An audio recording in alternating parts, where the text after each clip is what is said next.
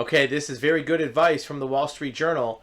Hash out the inheritance now or fight with your family later.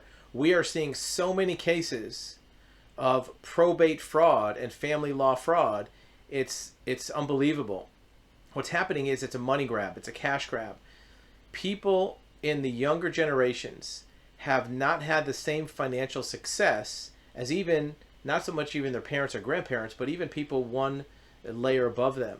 And the reason why is because the economy has been different in the last 20 years. We had the housing crash in 2008.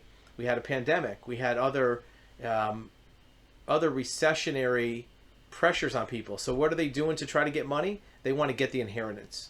So if your grandparents are boomers, you may look at them as thinking they have a house, they have money, they have maybe a 401k. How can I get my hands on that money?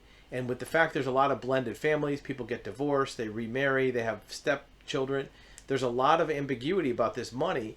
And what's happening is when an older person in the family starts to become ill or they die, it's like vultures. Everybody's trying to grab that money and sometimes doing it improperly. They're not abiding by the will. They're making people change wills. They're putting people into conservatorships to try to keep them from giving the money to somebody else. So if you have a family with older people that have some means or some wealth, they don't have to be, filthy rich, but some kind of money, start the process early. A couple things to recommend: make sure that anybody who's handling the estate is bonded. Make sure you don't have an executor that could just do things with no consequence. Make sure everything's in writing. Make sure there's regular reports of the assets, that it's not just left to chance. Because I have to tell you, on a daily basis, we talk to people whose family is breaking up over the fact that one person needs the money so bad because they're struggling that they're willing to